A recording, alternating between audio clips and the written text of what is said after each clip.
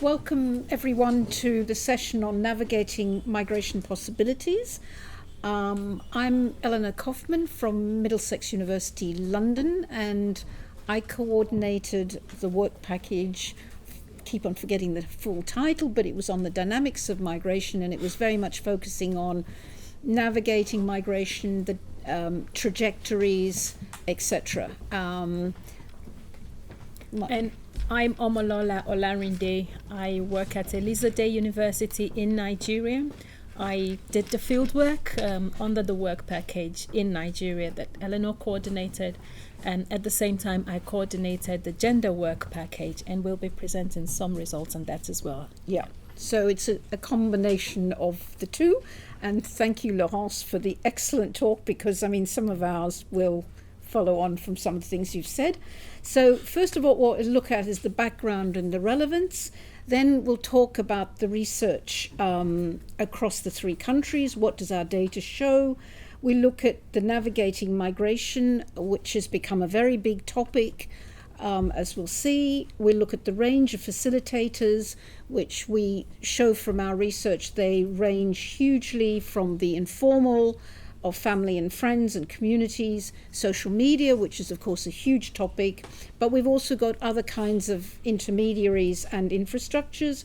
Then we'll pass on to Omololá. We'll talk about norms and migration, and particularly again the research that we undertook was very much focusing on heterogeneity of migrants, not just gender issues, but also age was tremendously important, and of course also educational levels, because we also have to remember that in Africa there's been a huge increase in the level of education, and as we'll see, that also makes a difference. Then we'll look at policy implications, and then we move on to questions and answer session.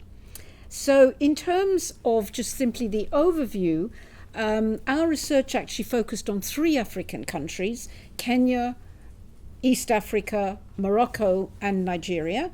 And of course, each of these countries are very much located within their own context and within where they're applicable regional frameworks, because Kenya is in the East African community.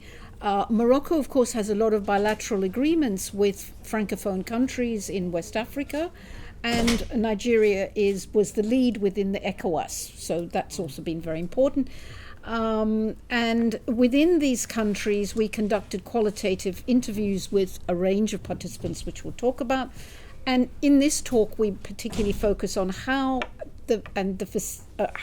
migration occurs and the facilitation of migration, or what's been called the middle level within migration. So it's how those who are planning to migrate, what kind of resources they used, and both within their planning and on their journeys, as well as those who had returned. We haven't done a really large-scale study of return as Laurence did, but it's certainly important.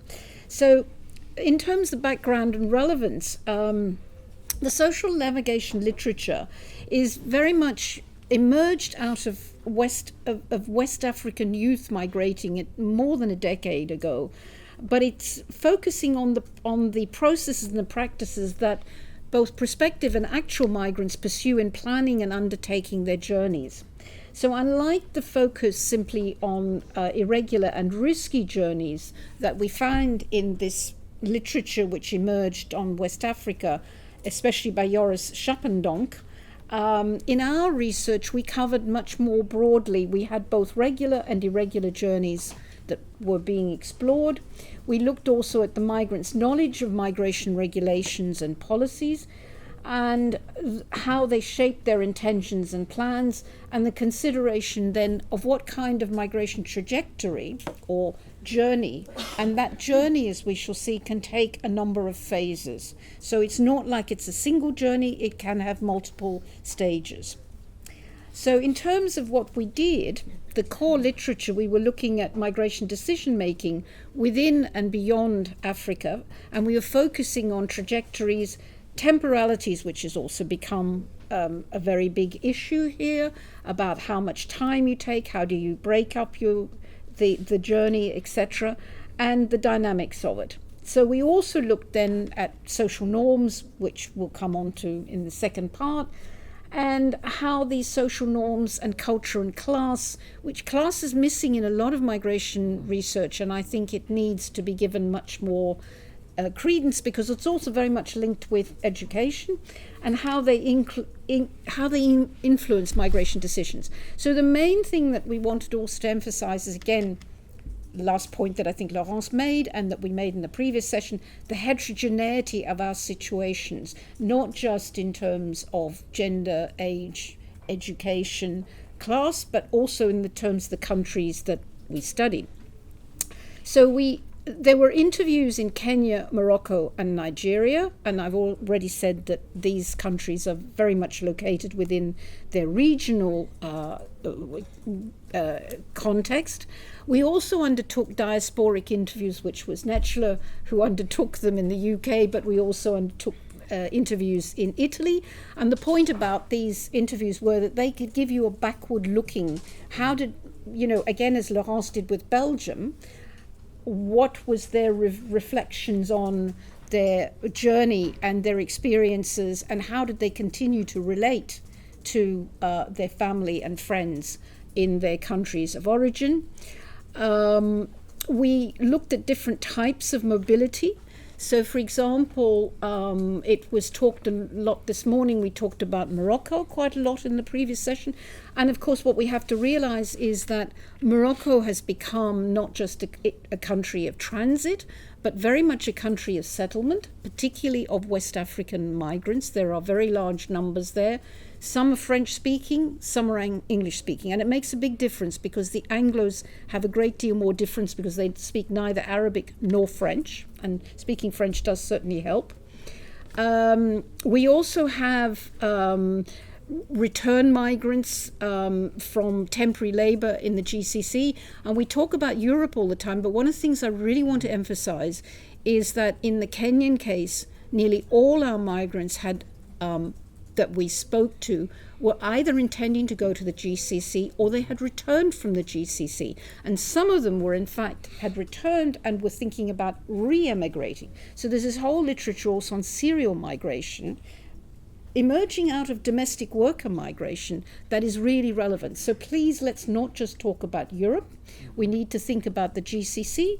We need to think about, well, UK is not in Europe now, unfortunately, but particularly with Moroccans and Nigerians, there's a lot of discussion about Canada and the US and Australia. And all of these countries, and I think this is also worth pointing out, they also have tightened up their immigration regulations. It's not just Trump, it's also Canada and Australia are also tightening up. And in Australia, they've had massive anti-migration protests, just as in the UK.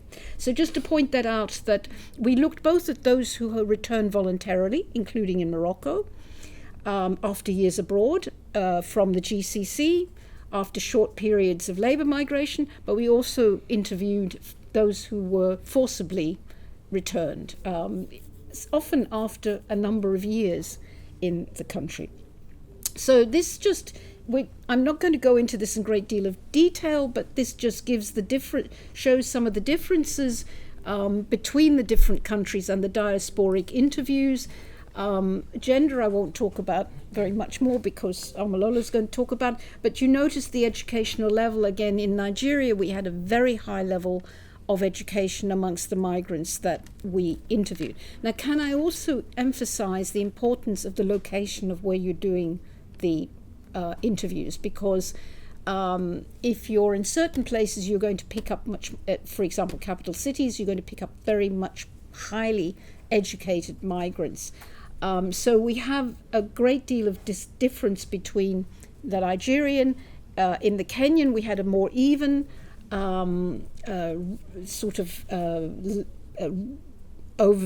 let's say, configuration. And again, age groups, we have the difference, unsurprisingly, in the diaspora, they were much older. So that's just a very quick overview. The role of social and family networks, again, we talked about in the previous session a bit. Migration journeys are often planned, but they're also enabled through informal links of family, friends, and peer networks. We look also at social media, which connects migrants and those at home and sharing information between them. And we'll look at the fact that there are a wide range of social media. We shouldn't just think about one form of social media. That there are networks and relations that influence who moves and who stays. And as we'll see, they operate along the journey as well. So social media, which was one of the key areas that we looked at, it's very powerful, but it's a very varied tool.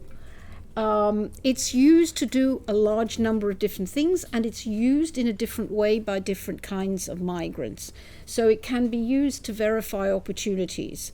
It can be used to navigate procedures, but it can be used to gather insights from others, both those who have not migrated, but also from those who have migrated, so that there is a sort of very flexible use of social media. Again, we have different forms of social media used by different age groups.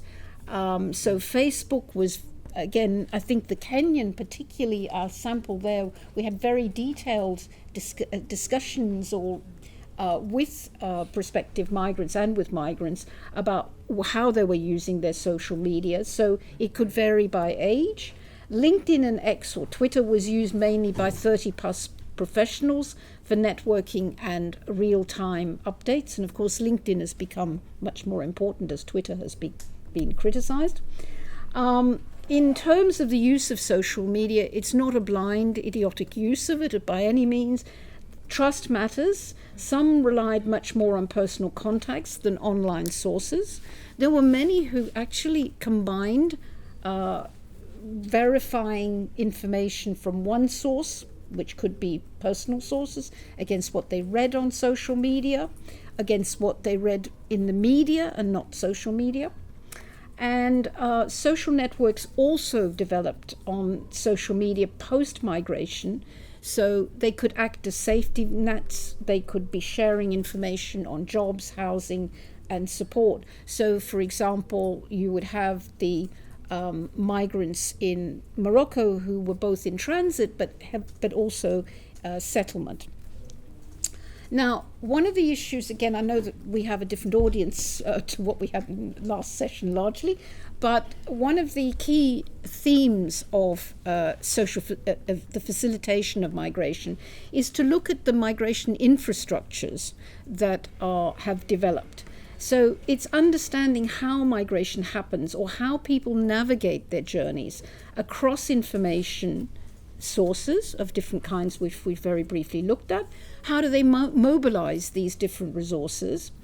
And what we argue is that it requires a very close examination of the infrastructures that enable migration, that shape the migration, and that constrain the mobility.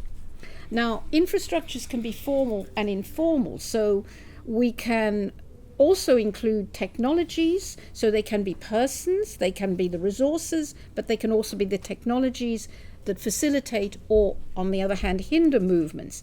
So we've got intermediaries. Smugglers are intermediaries. Your friends could be intermediaries, but also you could have formal employment agencies who are intermediaries.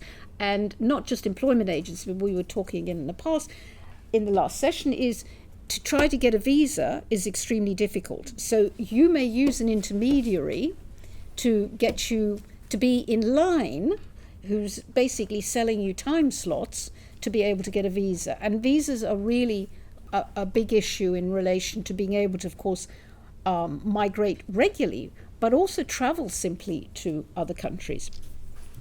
So for many migrants, it's been argued by Duvel and Price that it would be practically impossible without these infrastructures due to limited access to information, support, and resources. And this is particularly migrants who may not have a great deal of resources. And we'll come back onto that a bit more in the Kenyan case. So intermediaries are absolutely crucial to temporary labour migration, especially in regions where we have the system like the kafala or a quasi-kafala labour migration network, which govern migration. So as I said at the very beginning, we talk a lot about Europe, but in fact, in the Kenyan case, overwhelmingly, it was about the GCC countries that people were thinking about migrating to. And of course, in GCC countries, you largely still have the kafala or some variant of the kafala.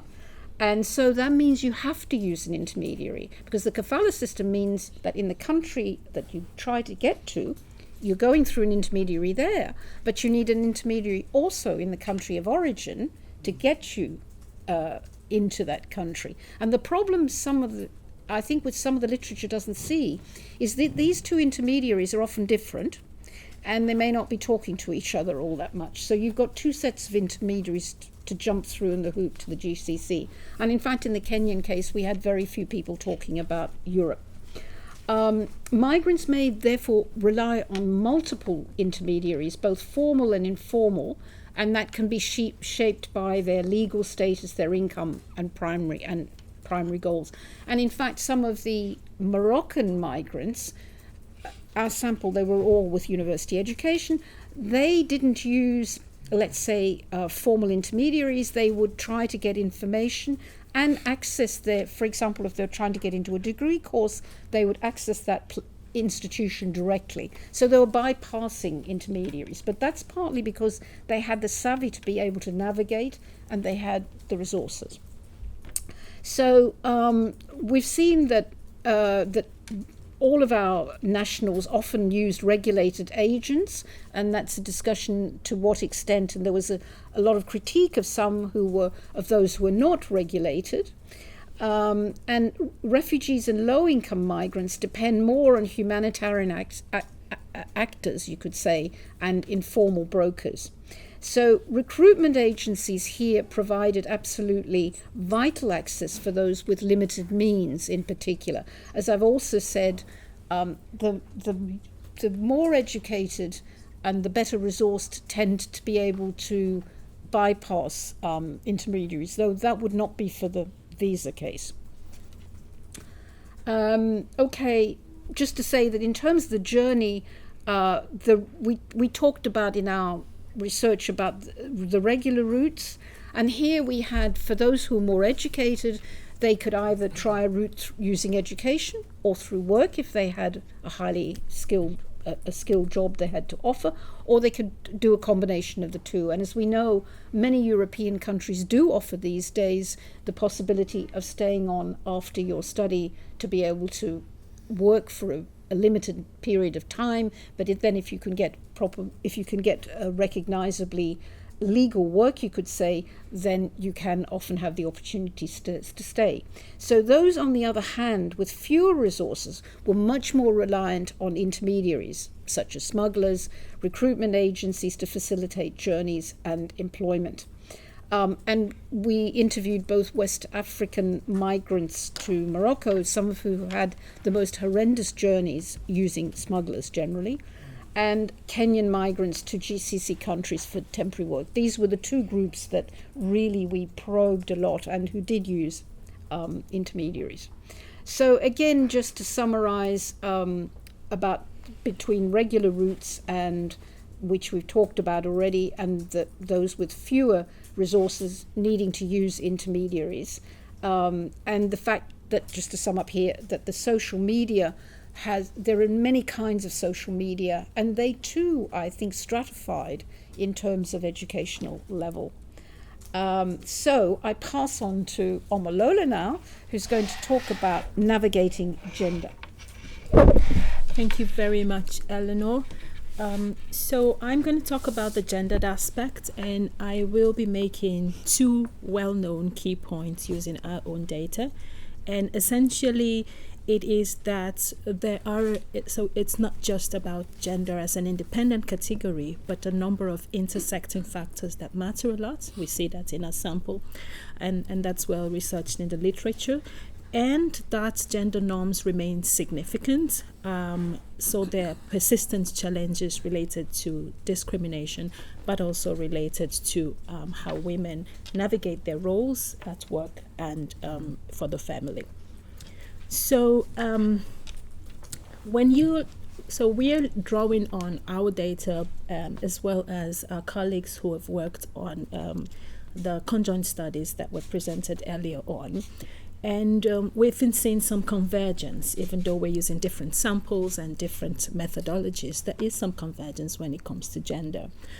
You've heard in the previous session that the early stages matter a lot, and that for women, they remain a lot more at the desire stage and are less capable of moving on to later stages of planning and actual migration. And from our colleagues whom we're citing there, cultural restrictions remain strong. So in the sample, you can see that almost 50% of Nigerians who were asked whether a woman should migrate independently or not still considered that they should not, including women themselves. So there remain these barriers to gendered mobility. But also to gender reintegration. We are seeing certain stigmas, women continue to be judged more harshly for failed migration journeys and for not meeting familial responsibilities because they chose a career. So those factors that we already know about are persistent, is what we're arguing. So you see the data on shame with regards to how people view shame from a migrant, particularly a returnee who has been on a irregular migration journey, or as presented earlier at the keynote session, from someone who hasn't gathered enough to return home and show significant success of their migration. And just quickly to say that there were less frequent aspirations to migrate in societies where married women's migration was disapproved of. So this is overall our sample on age and gender. Eleanor had that graph. So what I really want to focus on is the next slide, which is on how age and gender matter to the status, whether they're planning, aspiring, or have no desire at all.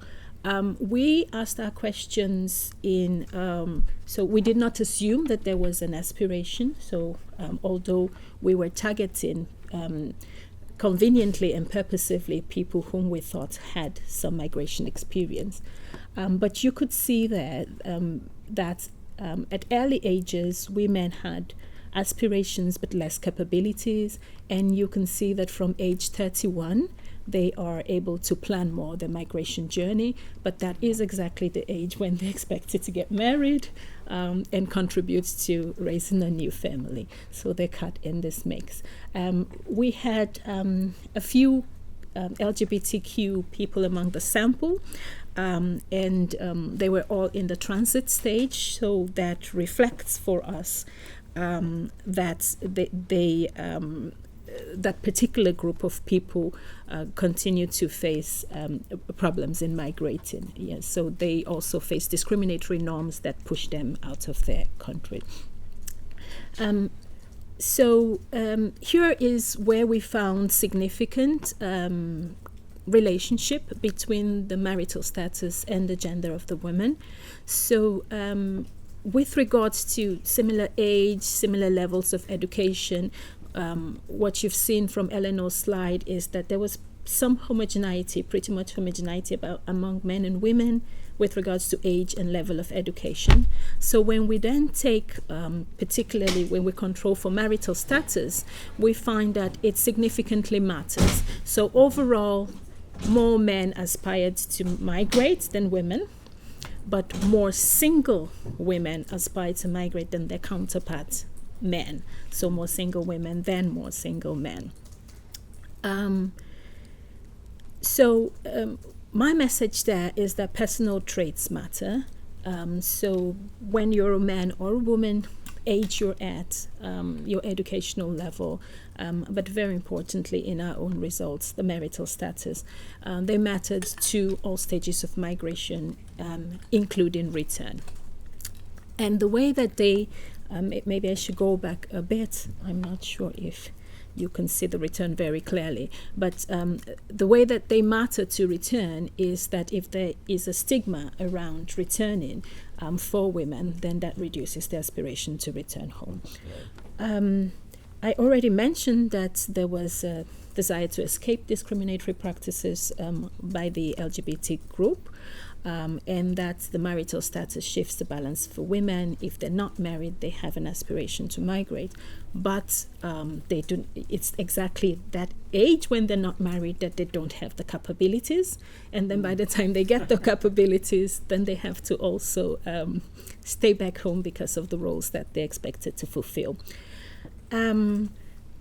So exactly this is broken down in more open terms. Around the age 26 to 35, women's aspirations, both men and women had higher aspirations. Women didn't get capabilities, and then the aspirations persisted into later years. But then things that would allow them to have mobility are frowned against, such as becoming single once more.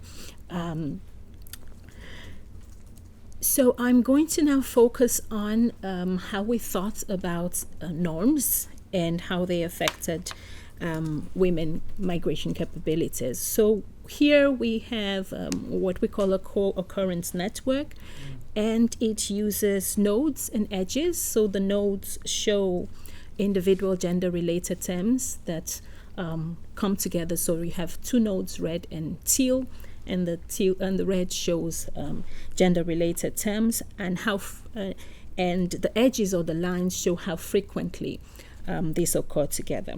And one of the things you notice, I'm sorry, it's a little clustered at the middle, and the cluster is coming from the fact that women are right there at the middle, and a lot of the conversation is around women. But what we wanted to show here is that both with regards to household responsibilities, when you see women and you see things like career, income showing up with regards to them, the discussion shows that there's a lot of conversation around their responsibilities for the household, but also their responsibility in the labor market. So the teal cluster shows the economic participation and also gender equality themes such as discrimination. So for women at both sides, they're expected to have economic participation and they're expected to function in the family. So as they're increasingly having pressures to participate in the labor market and to contribute income to the family, which we already know, they're not relaxed. The expectations regarding their roles as mothers, as caregivers, are not relaxed. So this is to point out the double burden on women and the opportunity cost that they give up when they finally migrate. Plus that is the issue of being stigmatized when they return. So what does that mean? Well, first I'd like to say in regards to our analysis, the clusters, that the groups were not very neatly separated, which means that this low modularity shows that the work roles and the family roles kind of intersect. And this is exactly what we expected, because this is what what we observed with regards to women. And as I said earlier on, women are a bridge node. So what does this mean with regards to policy? Eleanor? Okay, so I'm doing the first three and then Omololá. So what we're arguing is that while attention is heavily focused, and we talked about that this morning in both sessions, on preventing irregular migration, much more needs to be paid to those wishing to move regularly for education, work, or in fact a combination of the two. And we had a lot of people who were in this position, and as we've said, there's been a hugely increasing level of education in most African countries, so we shouldn't think of the migrant as being a lowly educated person. We need, I think, secondly, clear understanding of what's important for migrants and the means that they're prepared to deploy to facilitate their mobility. So that could be, again, as we've seen, from the informal to the more formal. And as we've also pointed out, and this needs to be recognized, that there are a diverse source of information and of not just information but also of resources, because people use their family as a resource, their friends, social media of different kinds, and regular media. We can also think about legal pathways that, such as the talent pathways, which we mentioned, partnerships we mentioned earlier today, and that could be also needs to be tailored to specific groups. Again, there is the question of what constitutes skill in migration, and not also, I would add, to focus on the so-called highly skilled, which is generally equated with university education, because a lot of the skilled shortages are actually at a lower level. In terms of following on from that, we want to pick up the heterogeneity. We need to recognize there is not a single Africa. So when we start talking about Europe, Africa, we need to talk about Africas in the plural, so that we do recognize the distinctiveness of different national configurations and of local contexts, which includes economic conditions, social norms of different kinds, and the available infrastructures. And that all of these together strongly shape who moves, how do they move. This comes back to the facilitation element, and what are the results of their moving. So we can summarize here that we need to ground migration policies and programs in local realities, and we need to also invest in local level research and capacity building and partnerships. So again, one of the main, I think, benefits of the kind of research we did was to look at different countries and not just to focus on one, or to combine the results into one single unit. We've also pointed out in heterogeneity that this heterogeneity is not just by local context, but it's very much by age, by gender, by education, and of course access to resources. So the last two we can combine as socioeconomic status or class. So we have different groups who are able to migrate regularly, others who can only migrate regularly because they depend on formal infrastructures like employment agencies, and the quality of those is also needs to be looked at. And that these different groups use distinctive networks and infrastructures, and we've already gone through the fact that they vary quite a lot. So we conclude in this section that we need to design migration policies that actually reflect this diversity. So it's not a one fit all which can emerge as a migration policy. So we need to recognize the varied priorities and basically adapt migration policies and the governance of policies to the diversity that we have, both contextually and also in terms of social characteristics. Okay. Yes, the last two, we're concluding. So with regards to our findings on the pressures women face to participate in economic life and also reproductive and caregiving roles, we've split our recommendation into three. What can the destination countries do? And we think there needs to be some flexibility that allows them to move back and forth and engage in these roles. So temporary work, but also return and readmission, which is usually discussed in the context of origin country, but we need to think about it in the context of destination country. How can people come temporarily, return, and continue to maintain their legal status?